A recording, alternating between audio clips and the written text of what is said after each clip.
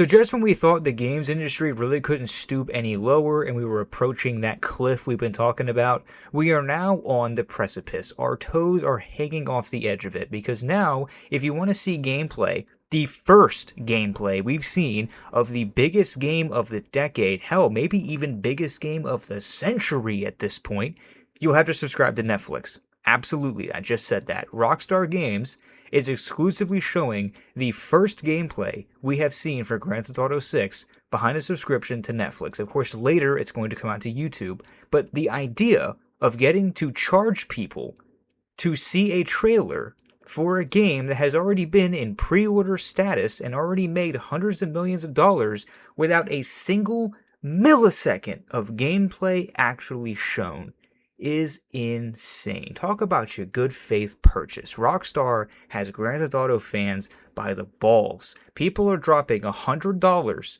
for the Ultimate Edition of a game that we haven't seen even 5 seconds of real gameplay from. And if you want to see those first 5 seconds exclusively before any other platform, you also have to pay for a Netflix subscription. This is egregious and stupid. Obviously, I'm not going to pay for a Netflix subscription just to see a trailer for a game that I don't even know if I'm going to buy. The monetization practices they employed in Grand Theft Auto Online already showed me that their foray into Grand Theft Auto 6 was going to be even worse. Grand Theft Auto Online was very clearly a testing ground for not just features of the next game, but also to see how much money people are willing to dump into it. If the game was already going to be $100 for all the content, I cannot imagine how monetized Grand Theft Auto 6 Online is going to be. It's going to be even worse. You think battle passes are bad? You think EOMM and the way Call of Duty handles itself is bad? You think $30 item shop bundles and collaborations are bad?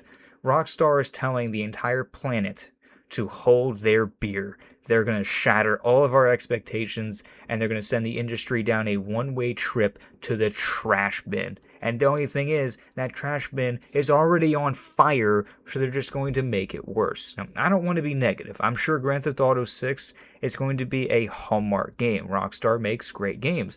And I thoroughly enjoyed the story mode of Grand Theft Auto 5. And I played Grand Theft Auto Online for a long time, and I enjoyed that too. It just became kind of more of a job than a sandbox online with your friends, and that's where I kind of fell off. It's still fun to get on and horse around with your friends, but the real meat and potatoes of Grand Theft Auto Online is basically a second digital job. I wouldn't be surprised if the way that they monetize Grand Theft Auto 6 encourages that type of random jobless behavior that really did pervade all of Grand Theft Auto Online. Constant griefing and people going after each other to encourage you to just start spending money on shark cards. And oh my god, I forgot about the shark cards. I cannot imagine how they're going to monetize them now. A $100,000 shark card is probably going to be $9 to $10 now instead of $3.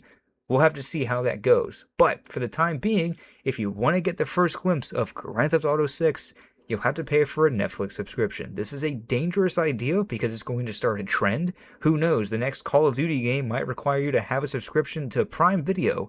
If you want to see the up-and-coming release for Halo 2 Campaign Evolved, the sequel, you'll have to pay for Hulu. Who cares? This is really stupid.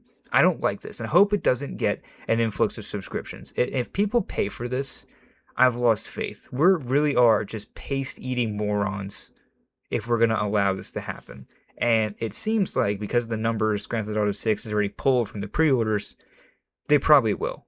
I understand people are excited for a game, and I don't want to take away someone's excitement and tell them they can't enjoy something. I'm probably going to purchase Grand Theft Auto 5 or 6 at some point, but I don't know. Something's just rubbing me really wrong about this, and I hope this doesn't become a trend. That's all I have for today. You guys have a good one.